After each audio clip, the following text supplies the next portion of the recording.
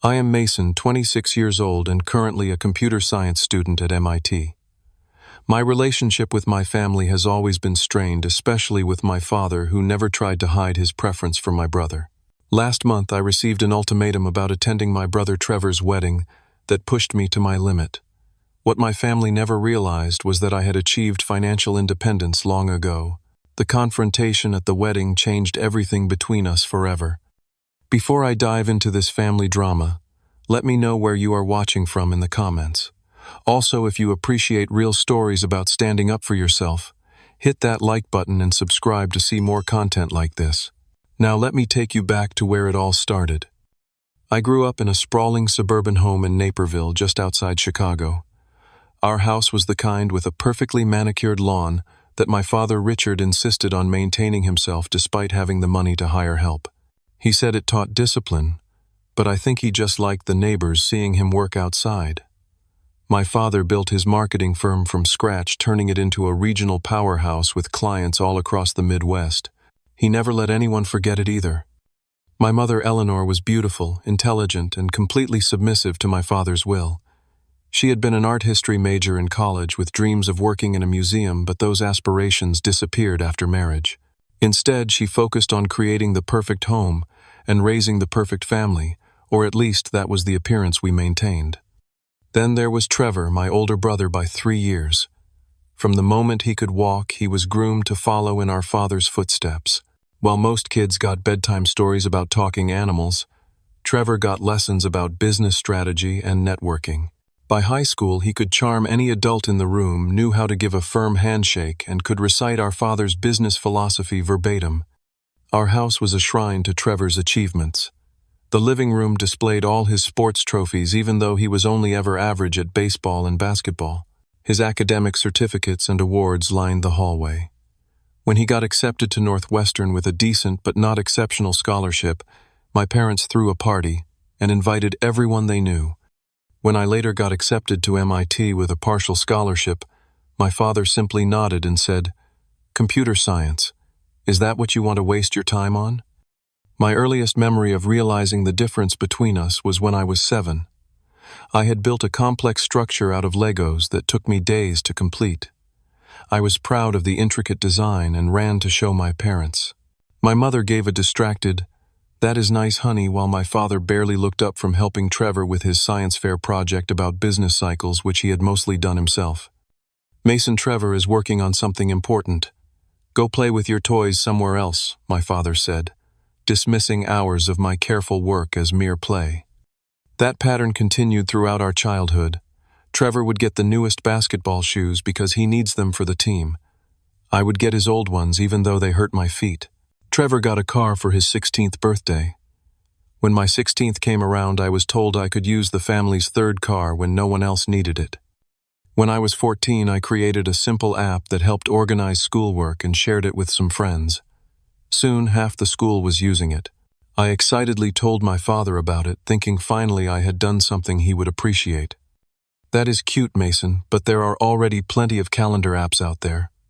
Focus on your grades instead of playing around with computer games," he said.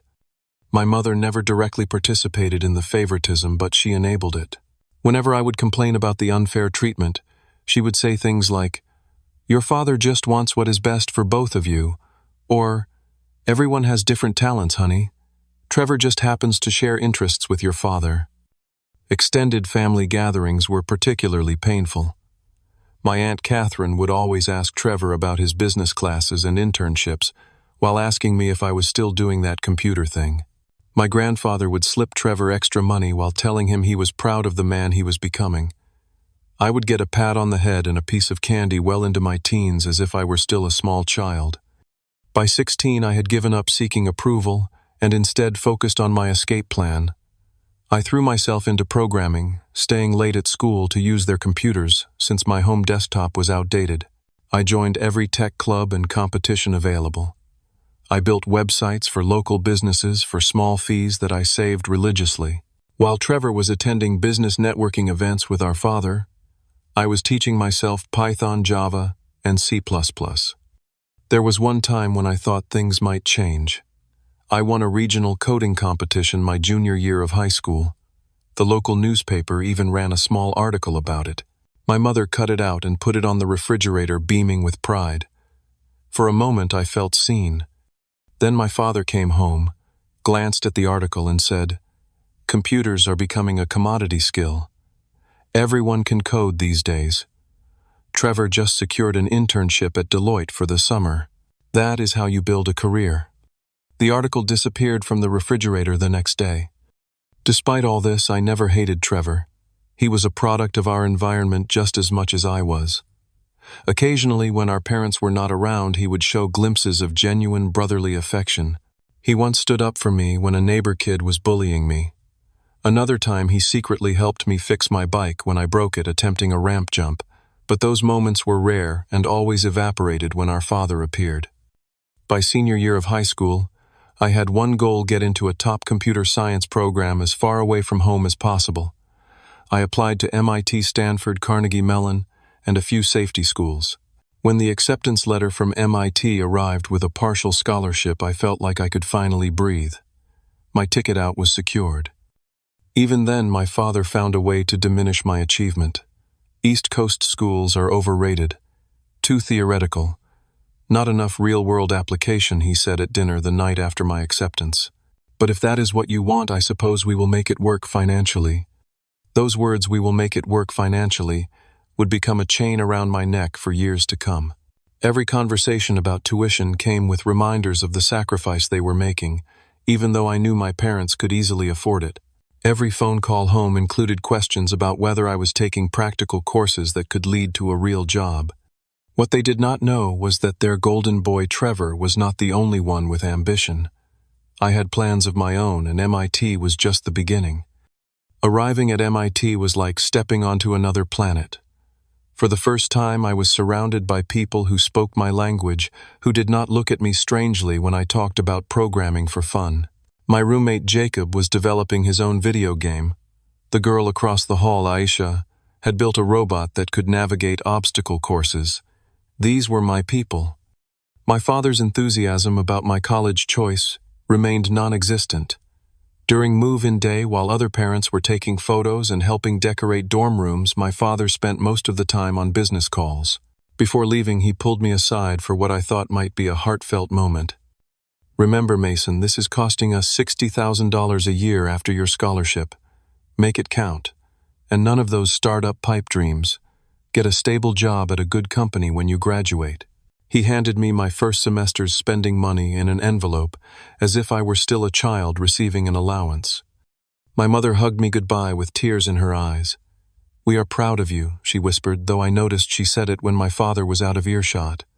Despite my father's warnings, I threw myself into everything MIT had to offer. I took maximum course loads, joined the coding club, and spent late nights in the computer lab working on personal projects. While other freshmen were partying, I was building prototype apps and learning about venture capital. During my sophomore year, I met Professor Jenkins in my advanced algorithms class. Unlike most professors who maintained professional distance, Jenkins took a personal interest in his students. After I aced his notoriously difficult midterm, he asked me to stay after class.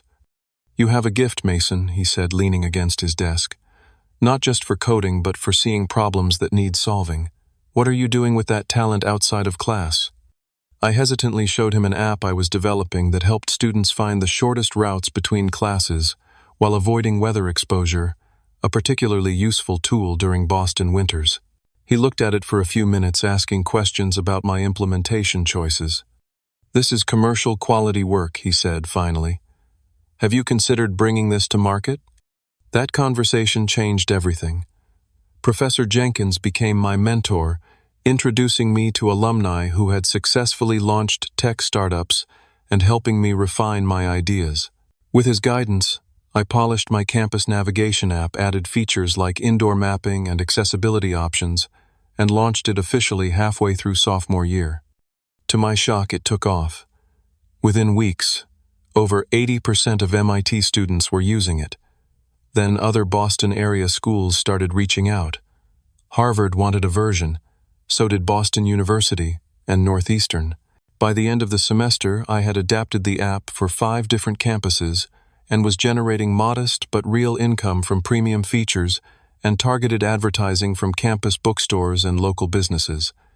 During winter break, I returned home with my first real earnings, about $20,000 sitting in my bank account. At dinner, my father asked the usual questions about grades and job prospects. Trevor, who had graduated and was now working at our father's firm, talked endlessly about the small accounts he was being allowed to manage. "Mason, have you started looking at internships?" "Yet." Trevor had 3 by this point in his college career, my father said, between bites of pot roast. I considered telling them about my app's success, but stopped myself when I saw the dismissive look already forming on my father's face. He would find a way to minimize it, to compare it unfavorably to Trevor's achievements. Instead, I simply said I was exploring options. "Do not wait too long. The good positions fill up fast," Trevor added helpfully, completely unaware that I was already earning more from my app than his entry-level position paid. When I returned to MIT after break, I decided to keep my growing success to myself. I created an LLC to manage the business side of things, got proper accounting, and filed taxes independently. Professor Jenkins connected me with a former student who had become a business attorney, and she helped me navigate the legal aspects of my expanding enterprise. By junior year, I had expanded my original app concept into a comprehensive campus life platform. It now included features for finding study groups, rating dining hall food, and coordinating ride shares for breaks. I launched at 15 more schools across the country, carefully selecting campuses with similar needs and adapting the platform for each location. The money started flowing in more seriously. I hired fellow students as contractors to help with development and began working with a small marketing team. By the end of junior year, my company was valued at over $2 million, and I had personally taken home over $300,000 in profits. All while my father continued to send his condescending quarterly tuition payments with notes, reminding me how fortunate I was to have his support. During holiday visits home, the dynamic remained unchanged. Trevor continued his ascent at our father's company, now managing actual client accounts and being groomed for an executive position. Family conversations revolved around his accomplishments. His girlfriend, Jessica, who was the daughter of one of my father's business associates, and the house he was planning to buy with my parents' generous loan that we all knew would never be repaid. I sat through it all quietly, no longer feeling the sting I once had. I had found confidence in my own path and validation from people whose opinions actually mattered to me. Professor Jenkins believed in me. My small team looked up to me. My users appreciated the products I created. Back at MIT, I had built a circle of friends who became the family I chose. There was Jacob, my roommate, who had become my best friend and occasional coding partner. Diana, a brilliant economics major, who helped me understand the financial side of my business. Raj, whose cybersecurity expertise proved invaluable as my user base grew. And then there was Zoe. I met Zoe at a hackathon during first semester junior year. She was a cognitive science major with a minor in computer science, fascinated by how humans interacted with technology. She approached me after seeing a demonstration of my latest project, asking insightful questions about user experience that I had not considered. We started dating a month later, and for the first time I opened up completely to someone about my family situation. Zoe came from a supportive household with parents who celebrated her achievements and respected her choices. She could not fathom parents who played favorites so blatantly. "You know you do not need their approval anymore, right?" she said one night, as we walked along the Charles River. "You have built something amazing on your own terms." "I know," I replied, "but there is still this little kid inside me who wants his dad to be proud of him." Zoe squeezed my hand. "That is understandable. Just do not let that kid make your adult decisions." By senior year, my company had grown beyond what I could handle while still being a full-time student. With Professor Jenkins' guidance, I brought on a CEO with experience scaling startups, maintaining my position as founder and product architect. The company raised a small round of funding, pushing its valuation to $15 million. My personal net worth on paper at least was now over $5 million. All while receiving those quarterly reminders from my father about how generously he was supporting my education.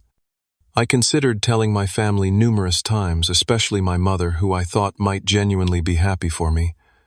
But something always held me back. Part of it was knowing my father would find a way to claim credit or diminish my achievement. Part of it was simple self-preservation. For the first time in my life, I had something that was entirely mine, unsullied by family dynamics. As graduation approached, I faced a decision. The company was taking off with acquisition offers already coming in from larger tech firms. I could cash out and be set for life before my 23rd birthday. Alternatively, I could stay on, guide its growth, and potentially build something even bigger. I decided to defer the decision by applying to MIT's graduate program. I wanted to deepen my technical knowledge while giving myself time to consider my options. When I was accepted with a full scholarship based on my academic performance, I felt a weight lift from my shoulders. I would no longer need my father's financial support, tenuous and conditional as it always was. I planned to tell them at graduation to finally reveal what I had built while they thought I was just playing with computers. But before I could, Trevor's engagement announcement changed everything. The call came on a Sunday evening in early April, just as I was wrapping up a problem set for my advanced machine learning course. My mother's name flashed on my phone screen, which was unusual. Our communications typically happened on scheduled Saturday morning calls. "Mason, wonderful news," she exclaimed without preamble. "Trevor proposed to Jessica last night. They are getting married in June." "That is great, Mom," I said, genuinely happy for my brother despite our complicated relationship. "Tell him congratulations from me. You can tell him yourself at dinner on Friday. We expect you home this weekend for the engagement celebration." I paused, mentally reviewing my schedule. "Mom, I have a major project due next Monday. I cannot just drop everything and fly home." There was a moment of silence before my mother's voice returned noticeably cooler. "This is your brother's engagement, Mason. Family comes first." "I understand that, but my education is important too. I will try to make it to the actual wedding, but this weekend is impossible." I heard my father's voice in the background demanding to know what was going on. Then he was on the phone. "Mason, what is this about you not coming home? Your brother is engaged to Jessica Davis. Her father is one of our biggest clients. This dinner is important." "I am sorry, Dad, but I have academic commitments I cannot break." "Academic commitments," he scoffed. "Trevor is cementing business relationships that will benefit this family for years. Surely your little computer assignment can wait." And there it was, the same dismissal I had heard my entire life. My work, my priorities, my choices were always less important than Trevor's. "I am sorry, but I cannot make it. I will call Trevor separately to congratulate him." The calls continued all week. My mother tried guilt, reminiscing about how close Trevor and I had been as children, conveniently forgetting the years of favoritism that had driven us apart. My father alternated between commands and veiled threats about how my absence would reflect poorly on the family. Trevor himself called midweek, sounding genuinely disappointed that I might not attend the engagement dinner. "Come on, little brother. It would mean a lot to have you there. Jessica is excited to meet you finally." "I have met Jessica twice already," I reminded him. "At Christmas 2 years ago, and at your graduation party." "Oh, right," he said, and I could practically hear him wincing. "Well, things are different now. She will be family, and Dad is inviting some important people. It would look weird if you were missing." There it was. Not I want my brother there for this important moment, but it would look weird to important people if you were absent. Some things never changed. The final ultimatum came Thursday night. I was in the lab working with my research group when my phone rang.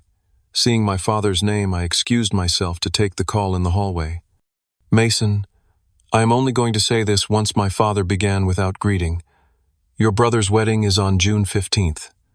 You will be there and you will participate as a groomsman as Trevor has requested. If you cannot commit to being there, I will be forced to reconsider my financial support for your graduate studies." My heart raced as anger and indignation flooded through me.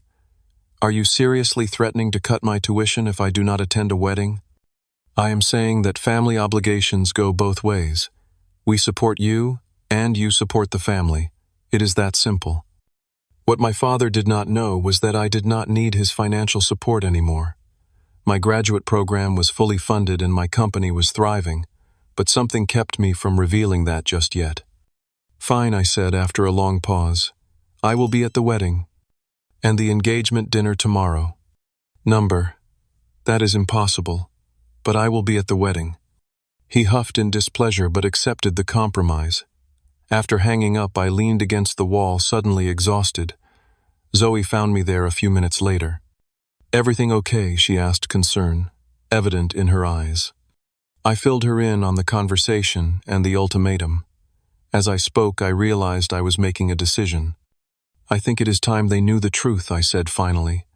"About everything." Zoe squeezed my hand. "Are you sure? You have kept this separate for good reasons." "I am tired of the power imbalance, the constant threat of withdrawing financial support. It is time to reset the relationship." That night, I called Professor Jenkins to discuss my plan. He had become not just a mentor but a father figure of sorts, offering the guidance and support my actual father never had. "Are you sure this is about resetting the relationship and not about proving your worth?" he asked gently. "Because those are very different goals with different approaches." His question made me pause. "Maybe both," I admitted. "Is that wrong?" "Not wrong, just complicated. Money and family are always a volatile mix. Whatever you decide, make sure you are doing it for the right reasons.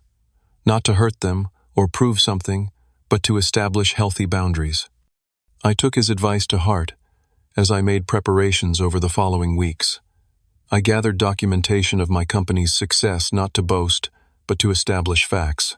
I prepared answers for the questions that would inevitably come.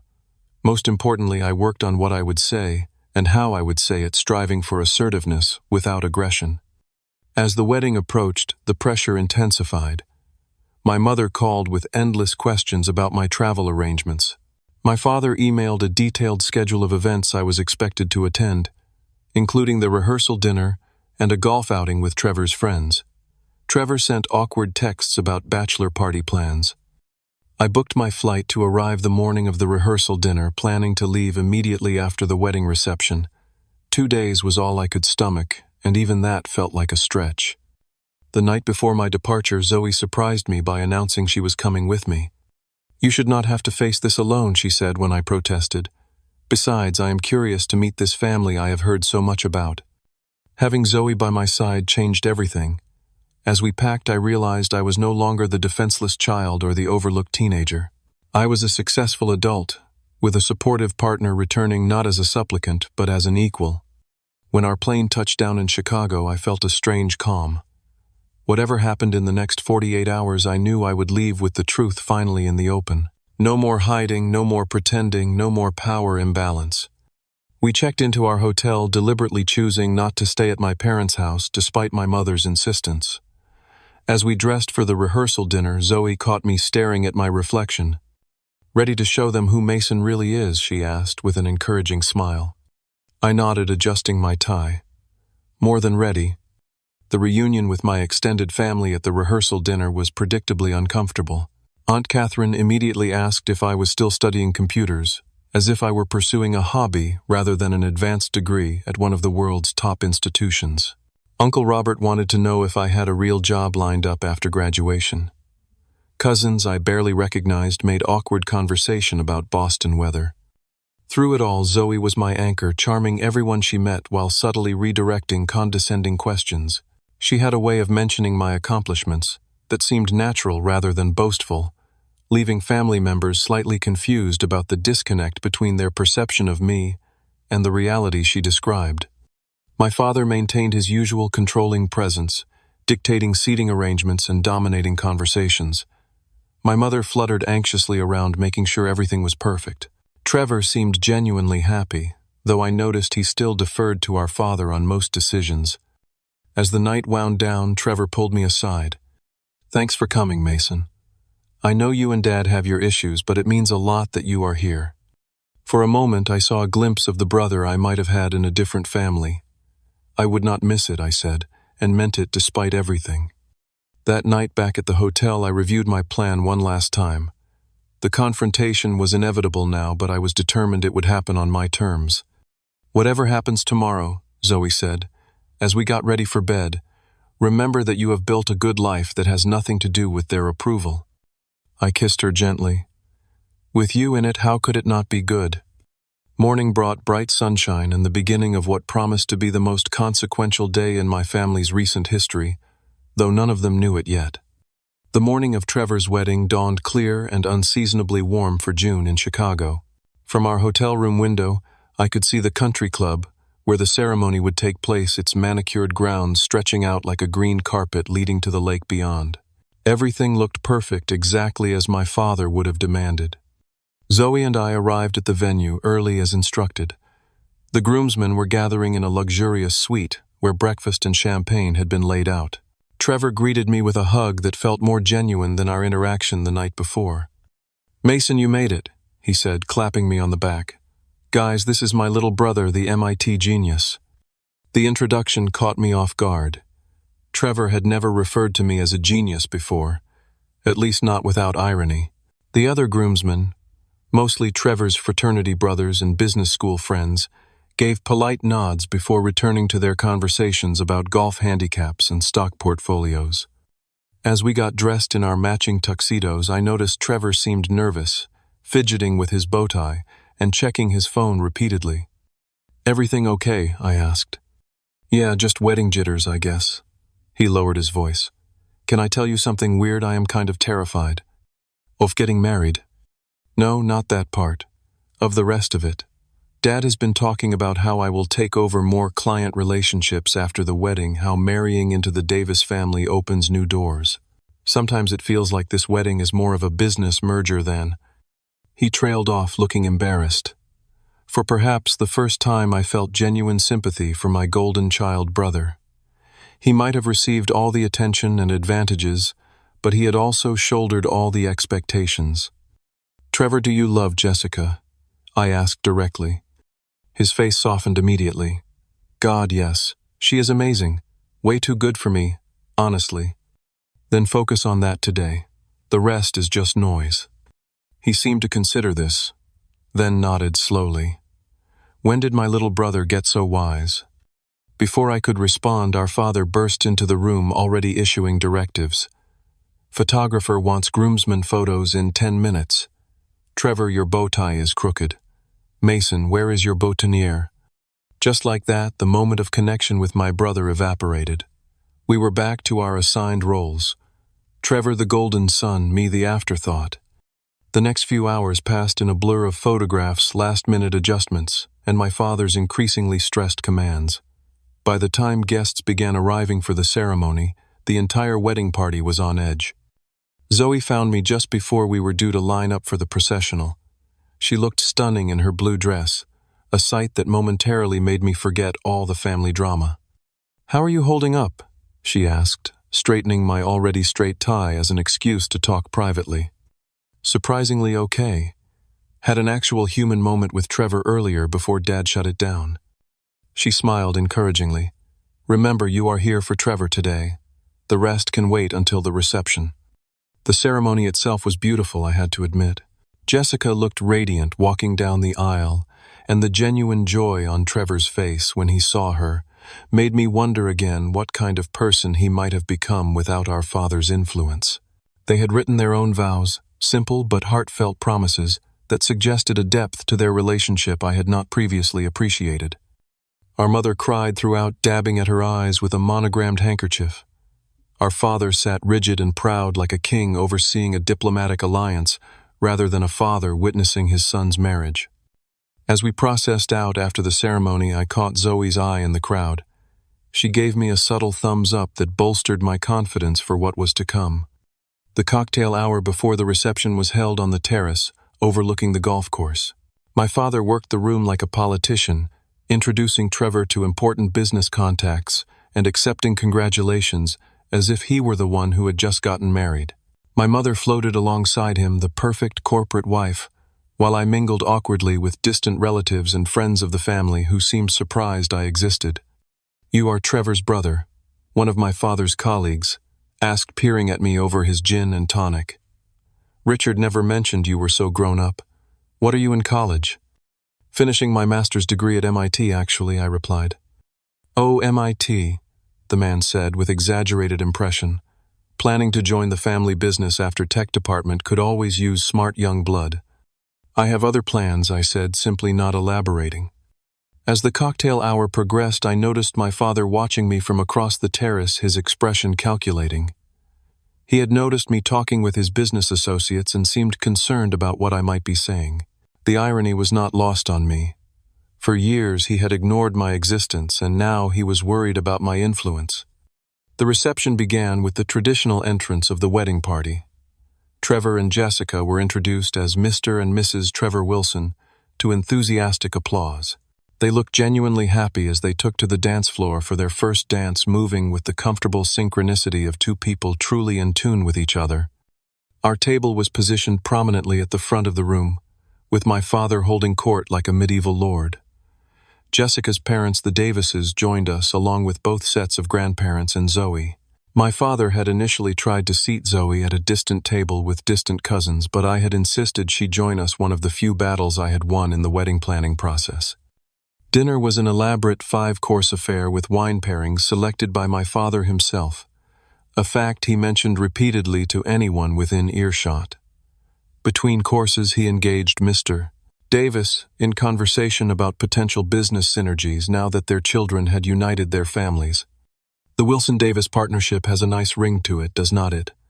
Henry, my father said, raising his glass in a mini toast. Trevor looked uncomfortable but said nothing while Jessica chatted politely with my mother about honeymoon plans. I sat quietly observing the dynamics I had grown up with now playing out in front of Zoe, who occasionally squeezed my hand under the table when my father said something particularly obnoxious. The alcohol flowed freely as the night progressed, loosening tongues and lowering inhibitions. After the main course, my father clinked his glass and stood for what everyone assumed would be a standard father of the groom toast. I immediately tensed, knowing from experience that my father was incapable of speaking publicly without turning it into a performance of his own success. For those who do not know me, I am Richard Wilson, Trevor's proud father. He began, his voice carrying easily across the room. Today is the culmination of everything a father hopes for his son. What followed was less a toast to the newlyweds and more a highlight reel of Trevor's life, carefully curated to reflect well on my father's parenting. Trevor's academic achievements, his athletic prowess, his business acumen, all were presented as evidence of the Wilson family excellence. And now Trevor joins Davis Marketing Solutions with Wilson Consulting to create what I am certain will be an unstoppable force in the industry. My father continued, drawing uncomfortable laughter from guests who had not expected a business pitch in a wedding toast. Then, to my surprise, he turned his attention to me. We are blessed to have both our sons with us today. Mason has come all the way from MIT to be here. The sudden spotlight made me sit up straighter. This was unexpected. While Trevor has followed in my footsteps in the business world, Mason has chosen a different path with his computer studies. There was a slight but unmistakable diminutive tone in how he said computer studies, as if I were dabbling in a hobby rather than completing an advanced degree. Perhaps someday soon he will tell us what his plans are after graduation. The tech support department at Wilson Consulting always has an opening for family, he added with a chuckle that several guests mirrored. I felt Zoe stiffen beside me. The dismissal was so casual, so practiced, that my father probably did not even realize how belittling it was. But the last 4 years had changed me. I was no longer the child who would silently absorb his condescension. As my father continued his toast, eventually returning his focus to Trevor and Jessica, I made a decision. The confrontation I had been planning would happen tonight, but not as a reaction to his provocation. It would happen on my terms when I was ready. After dinner, as the dancing began in earnest, I noticed my father holding court with a group of business associates, Trevor dutifully at his side. My mother was chatting with the wedding planner, likely already discussing how to feature the event in their country club newsletter. I turned to Zoe. I think it is time. She searched my face. Are you sure? You can always wait for a more private moment. No, I said firmly. They have made my life public property all these years. This happens now on my terms. Zoe nodded, understanding the significance of the moment. I am right behind you. I approached the circle of businessmen surrounding my father. Zoe, a reassuring presence at my side. As I drew near, I heard my father mid-anecdote about Trevor's first big client meeting. "Excuse me," I said, my voice steady despite the adrenaline coursing through me. "I would like to speak with my father for a moment." My father looked annoyed at the interruption, but maintained his public smile. "Mason, we are in the middle of something important here." "Yes," I heard. "You were just telling everyone about Trevor's promising future. I thought perhaps you might be interested in hearing about mine as well." A flash of irritation crossed his face, quickly masked. "This is hardly the time or place, son." "Actually, I think it is perfect," I replied, not backing down. "You just publicly speculated about my career prospects in your toast. I thought I should clarify a few things." The businessmen around us looked uncomfortable, sensing the tension. Trevor's expression was a mix of confusion and concern. "Mason," my father said in a warning tone, "this is your brother's wedding." "I am well aware. And I could not be happier for Trevor and Jessica." I turned to my brother. "Trevor, I apologize for this timing, but I think it is important." To my surprise, Trevor nodded. "It is okay, Mason. Say what you need to say." With that permission, I turned back to my father. The moment of truth had arrived. "Dad, for as long as I can remember, you have treated my interest in computer science as a childish hobby, something to be tolerated but not respected." I began, keeping my voice calm but firm. "You have threatened to cut my tuition as a way to control my choices, including whether I attend family events." My father's face reddened, slightly aware of the audience witnessing this confrontation. "Mason, this is inappropriate. We can discuss family matters privately." "No, I do not think we can. You have never given my choices or achievements the same public acknowledgement you have given Trevor's instinctee. So perhaps it is time I shared a few things publicly." By now, several nearby guests had quieted to listen. Jessica's father looked particularly interested, perhaps sensing family drama that might affect his new business connections. 4 years ago, during my sophomore year at MIT, I developed an app that helps students navigate campus efficiently. It started small, just at MIT, but it grew.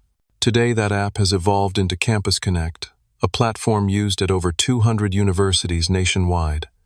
There was a murmur of recognition from some of the younger guests. Campus Connect had become quite well known in college circles, though I had deliberately kept my name out of the press, operating through my company rather than as an individual. That little company I founded now has 42 employees. Last year, we secured Series B funding at a valuation of $68 million. As the majority shareholder, my personal net worth is currently just over $22 million. The silence that followed was absolute. My father's face went from red to pale in seconds. Trevor's mouth literally hung open. My mother, who had drifted over during my speech, grabbed the back of a chair for support. "I do not need your money for graduate school, Dad. My program is fully funded, and even if it were not, I could pay for it myself many times over. I do not need your approval for my career choices, and I certainly do not need your threats to ensure my attendance at family events." Mr. Davis, who had been listening intently, suddenly spoke up. "Wait, you founded Campus Connect. My daughter uses that at Northwestern, says she cannot live without it." "Yes, sir," I replied politely. "We launched at Northwestern during our 3rd expansion phase." My father, recovering slightly, attempted to regain control of the situation. "Well, this is certainly surprising news, Mason. Why would you keep this from your family?" The question was so disingenuous I almost laughed. "Really, Dad, you have spent my entire life dismissing my interests as unimportant. The last time I showed you a programming project, you called it playing with computers, and told me to focus on real work like Trevor." Trevor, to his credit, looked genuinely distressed. "Mason, I had no idea. This is incredible." "Thanks, Trevor. And I am sorry to do this at your wedding. This is not about overshadowing your day." Jessica, who had appeared at Trevor's side, surprisingly smiled. "Are you kidding? Finding out my new brother-in-law is a tech millionaire is the least dramatic thing that has happened in this family merger. I mean, wedding." The joke broke some of the tension, earning nervous laughter from those nearby. My mother finally found her voice. $22 million, Mason. Why would you not tell us? Because it was never about the money, Mom. It was about being taken seriously, about having my choices respected, about not being the family disappointment when I was building something valuable. You were never a disappointment, she protested weakly. Then why did you let Dad treat me like one? The question hung in the air, heavy with years of unspoken hurt.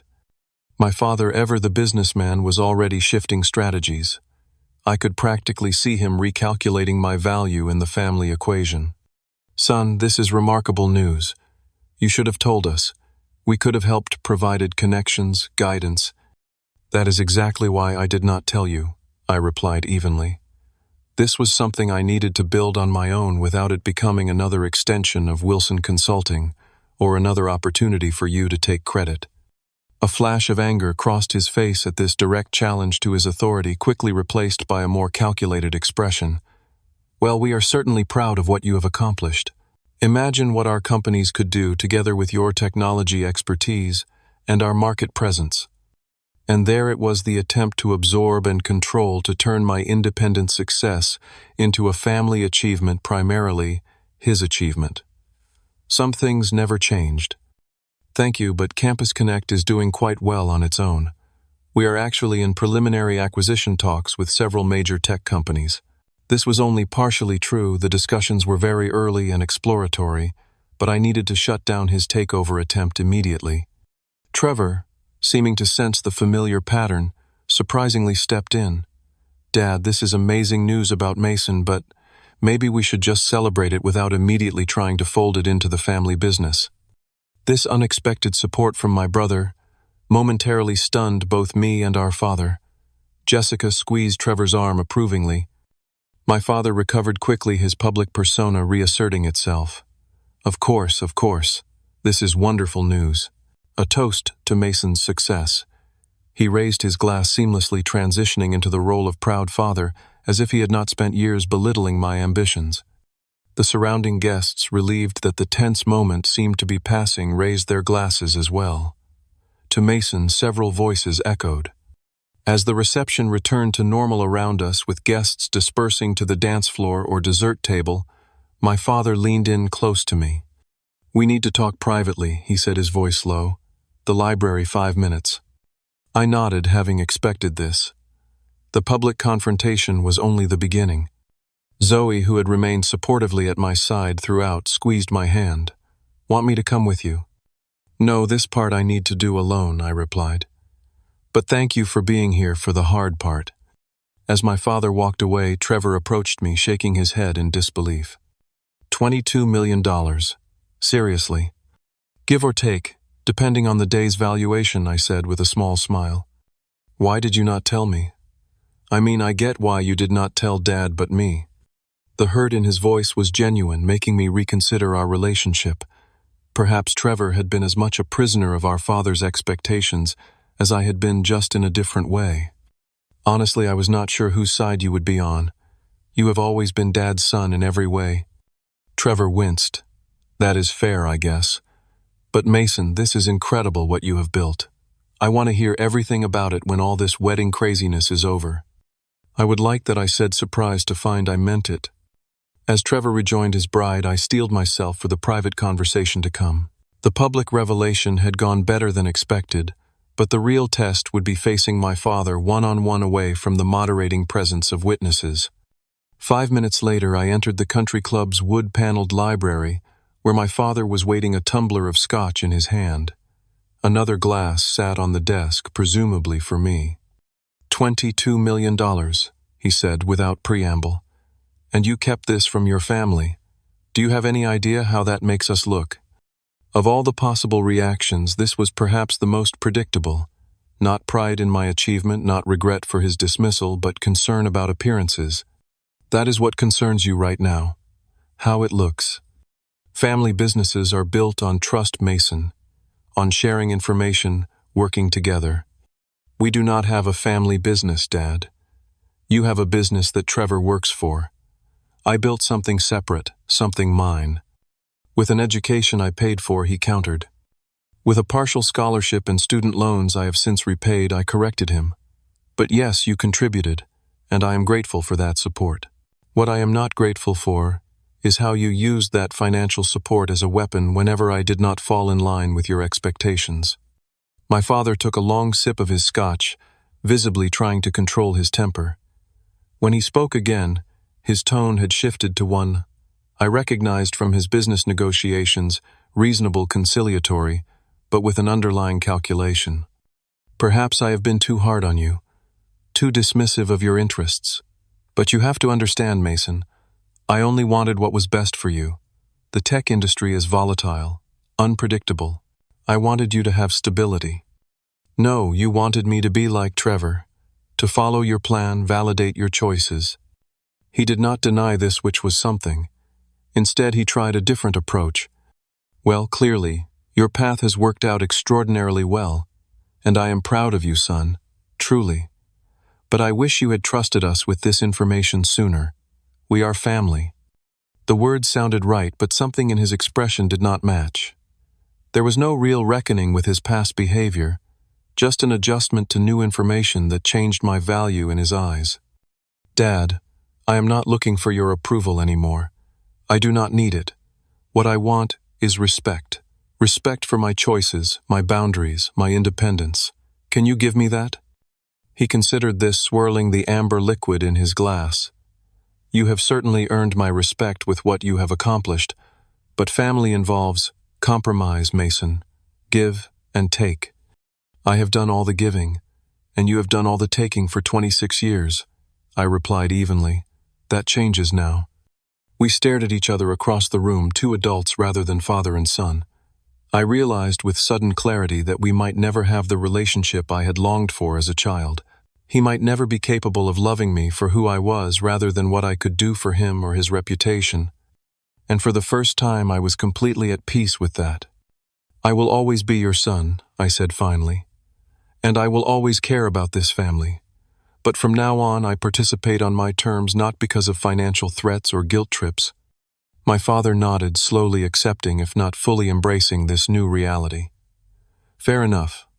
Though I hope you will consider some collaboration between our companies in the future, the synergy potential is significant. Even now, he could not help thinking in business terms. Some things would never change, but I had changed, and that was enough.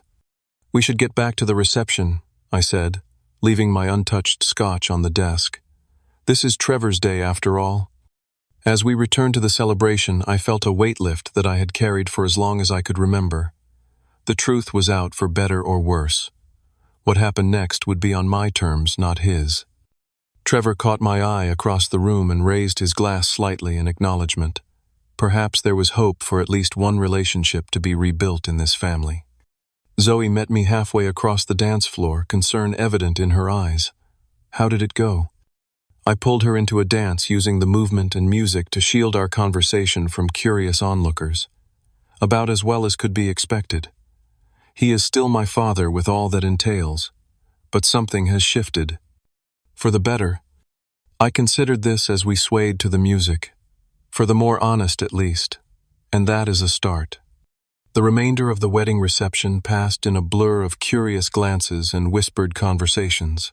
News of my revelation had spread quickly among the guests, turning me from Trevor's forgettable brother into an object of intense interest.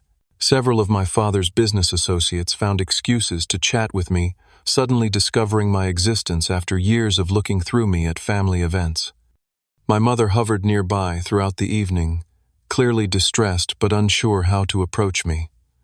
When she finally worked up the courage during a quiet moment, her eyes were rimmed with tears. Why did you never tell me, Mason? All this time I thought you were struggling, that you needed our help. The hurt in her voice was genuine, but it also reflected her own blindness to the family dynamics she had helped maintain. Would it have made a difference, Mom? Would you have stood up to Dad if I had told you? She flinched at the directness of my question. I always tried to support both you boys equally. No, you did not, I said gently, but firmly. You let Dad favor Trevor openly and never said a word. You enabled the situation even if you did not create it. Tears spilled onto her cheeks. I never meant to hurt you. I just wanted peace in the family. Peace built on inequality is not really peace, Mom. It is just suppression. She dabbed at her eyes with a napkin. I do not know how to fix this. It starts with acknowledging what happened, with seeing me clearly for who I am, not who Dad wanted me to be. She nodded, visibly processing this. You have grown into such a strong man. I wish I could take credit, but I think you did that despite us, not because of us. It was the most honest thing she had ever said to me, and in that moment I felt a flicker of hope that perhaps my relationship with my mother might be salvageable in a way my relationship with my father might not be. Trevor found me as the reception was winding down, Jessica at his side. They were leaving soon for their honeymoon in the Maldives, a wedding gift from our parents. So tech millionaire, Trevor said, shaking his head in amazement. All this time I was feeling sorry for my struggling student brother. That was easier than explaining the truth, I replied with a shrug. For what it is worth, I think what you did was incredible, Jessica interjected. Building something from nothing on your own terms. Trevor talks about doing that someday, but she glanced at her new husband with affectionate exasperation. But Dad has my next 15 years mapped out at the firm, Trevor finished with a grimace. Speaking of which, he is in full damage control mode right now. I have never seen him work a room so hard. I glanced across the hall where my father was indeed engaged in animated conversation with several key business associates, likely spinning my revelation to his advantage somehow. Let him spin, I said. I am done worrying about how he frames my choices. Trevor hesitated, then asked the question I could see had been bothering him. Are we okay, Mason? You and me, I know I was not always the best brother. The simple acknowledgement meant more than I had expected. We are okay, Trevor. We were both just playing the roles we were assigned. Maybe now we can figure out who we actually are to each other. He pulled me into a spontaneous hug, something he had not done since we were children. I want that. When we get back from the honeymoon, let us have dinner, just the two of us. No Dad, no company talk. I would like that, I said, genuinely touched by the gesture. After Trevor and Jessica departed amid a shower of rose petals, Zoe and I returned to our hotel emotionally exhausted but relieved that the confrontation was finally over. How do you feel, she asked as we collapsed onto the hotel bed, still in our formal wear. Liberated, I answered after a moment's reflection. Like I have been holding my breath for years and can finally exhale. The next morning brought a flurry of text messages and calls. Trevor sent a brief message from the airport. Still processing everything. Proud of you, bro. Talk when we get back. My mother called, sounding tentative and emotional. I did not sleep last night thinking about everything you said. I need to apologize properly, Mason. Not just for last night, but for all of it. We will have that conversation, Mom. But it needs to be in person when things have settled down. Of course, she agreed quickly. Whenever you are ready. Noticeably absent was any contact from my father. I was not surprised. He was likely regrouping, recalculating, planning his next move. Richard Wilson did not apologize. He strategized. Zoe and I had planned to stay one more night in Chicago, but by mutual agreement decided to change our flights and return to Boston early. I needed the sanctuary of my own space, my chosen life, to process everything that had happened. As we packed, Zoe paused, holding my suit from the wedding. Do you think anything will really change with your family? I considered this carefully. With my mother, maybe. She seems genuinely shaken. With Trevor, possibly, though, that depends on whether he can ever truly step out from under Dad's shadow. With my father, I shook my head. He might adjust his tactics, but people like him do not fundamentally change. They just adapt their strategy. On the flight back to Boston, I received an unexpected email from Mr. Davis, Jessica's father. Impressed by what you have built with Campus Connect. Would be interested in discussing potential synergies if you are ever open to conversation. No pressure and no involvement from your father's company necessary. It was a small validation that felt significant, my success being recognized independently on its own merits, not as an extension of the Wilson family business. When we landed in Boston, the familiar skyline greeted us like an old friend. Cambridge, with its academic energy and innovation culture, had become more of a home to me than Naperville ever was. This was where I had found myself, built myself away from the shadow of family expectations. The next day, I met with Professor Jenkins in his office, filling him in on the wedding confrontation and its aftermath. "Sounds like you handled it with remarkable composure," he said, leaning back in his chair. "How do you feel about it now with a bit of distance?" "Relieved mostly, but also sad in a way I did not expect. Like I am mourning the father-daughter relationship I never really had, and probably never will." He nodded thoughtfully. "That is a very mature perspective. Many people spend their entire lives trying to win approval from parents who are constitutionally incapable of giving it. Recognizing that reality is painful but ultimately freeing." "So what happens now?" I asked, suddenly feeling adrift, despite the certainty I had felt during the confrontation. "Now you live your life on your terms. Set boundaries where needed, open doors where possible, but always from a position of self-knowledge and strength, not from that wounded child place." His words resonated deeply. The confrontation had not been an ending, but a beginning. The start of authentic relationships based on who we truly were, not the roles we had been assigned. Over the next few weeks, the ripple effects of my revelation continued to spread through my family. Trevor called from his honeymoon sounding more relaxed than I had heard him in years away from our father's influence. "I keep thinking about what you said at the wedding," he admitted. "About building something of your own. I have ideas, Mason. Things I have wanted to try that Dad always dismissed as too risky. Maybe it is time you explored those ideas I suggested. You are married now, building your own family. You get to make your own choices." He sighed heavily. "It is not that simple when you are in the family business. Everything is entangled: money, relationships, expectations. It is only entangled if you let it be." I countered gently. "Trust me on this." My mother began sending tentative text messages sharing small details of her day and asking genuine questions about my life and work. It was awkward at first, like we were learning a new language together, but slowly, a more authentic connection began to form. My father predictably took a different approach.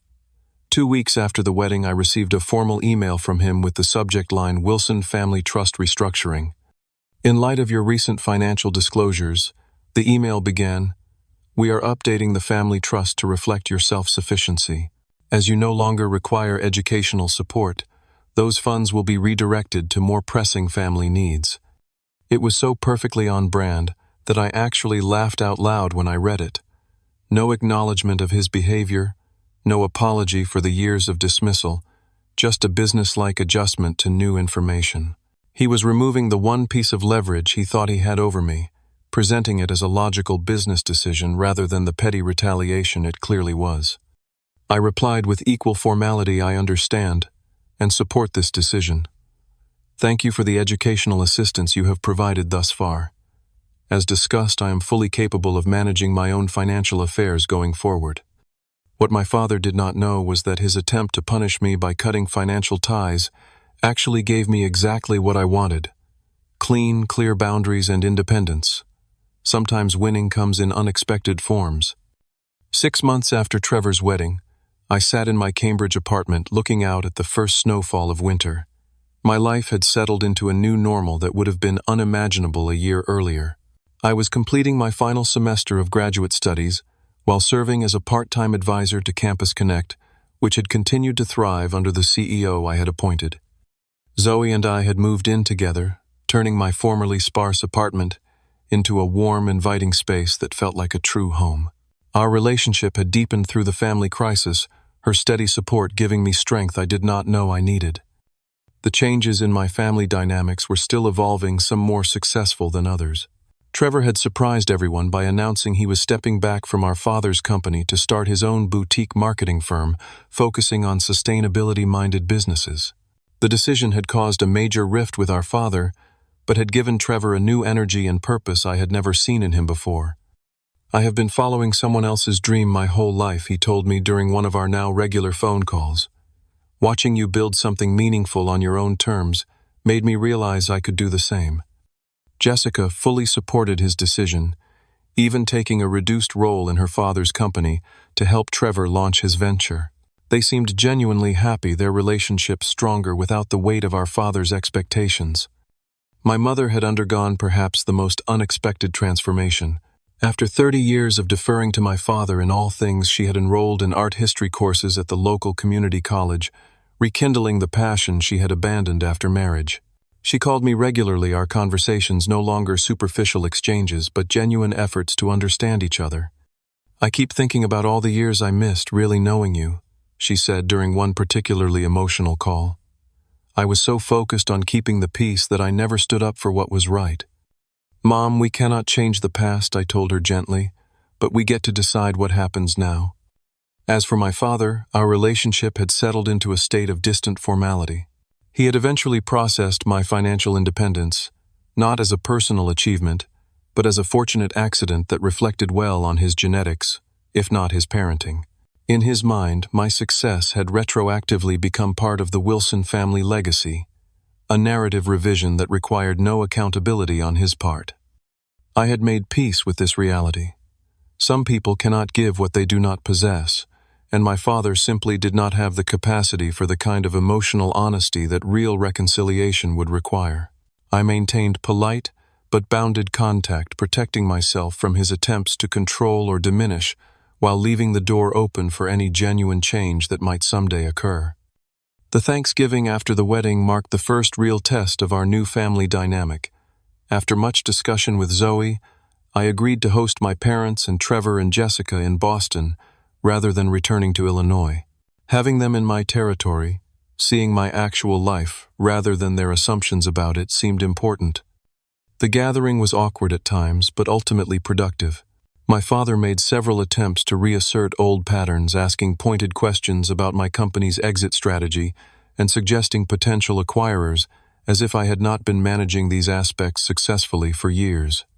Rather than becoming defensive, I simply provided brief factual responses and changed the subject. "Actually, I am more excited about the scholarship foundation I am establishing for first-generation tech students. It launches next semester." This announcement sparked genuine interest from everyone except my father. The scholarship had been my way of paying forward the opportunities I had received, specifically targeting students from backgrounds where their technical interests might be discouraged or dismissed as impractical. "That is wonderful, Mason," my mother said sincerely. "Using your success to help others is the best possible outcome." Trevor raised his glass. "To giving others the chance to build something meaningful on their own terms. That is a legacy worth creating." My father said nothing, but I no longer needed his approval to know my choices were valid. After dinner, as Trevor and I washed dishes together, a domestic task our father had always considered beneath him, my brother confided, "You know, for years I thought I was the lucky one, being the favorite. Now I realize how much it cost me never having to fight for my own identity." "We both paid different prices," I acknowledged, "but we get to write our own stories now." The healing process was not linear. There were still difficult conversations, moments of backsliding into old patterns, occasions when boundaries needed to be reasserted. But slowly, gradually, a new foundation was being built, one based on authenticity rather than performance, on mutual respect rather than power dynamics. Perhaps the most profound change was within myself. The constant need for validation that had driven me for so many years had diminished, replaced by a quiet confidence in my own judgment and worth. Success was no longer something I pursued to prove my father wrong, but something I defined on my own terms: contribution, growth, meaningful connection, and the freedom to chart my own course. Professor Jenkins, who had become a true mentor and friend, summed it up best during our last advisory meeting before his retirement. "The most important success is not what you build in the world, Mason, but who you become while building it. By that measure, you have already succeeded beyond what most achieve in a lifetime." As winter deepened in Boston, I found myself looking forward rather than back. The past had shaped me, but did not define me. The future was unwritten, full of possibilities that extended far beyond the narrow path that had once been prescribed for me. If there is one lesson I have learned through all of this, it is that true success lies not in wealth or status or even achievement, but in the courage to define your own values and live by them regardless of external pressure. Sometimes the hardest person to stand up to is the one who should have been your greatest advocate. But in that difficult stand lies the key to genuine freedom. What is your experience with family expectations? Have you ever had to choose between pleasing others and being true to yourself? Leave a comment below and share your story. If this resonated with you, please hit that like button and subscribe for more authentic life stories. And remember, sharing these stories helps others feel less alone in their struggles, so consider sending this to someone who might need to hear it today. Thank you for listening to my journey, and may you find the courage to write your own story, whatever that may be.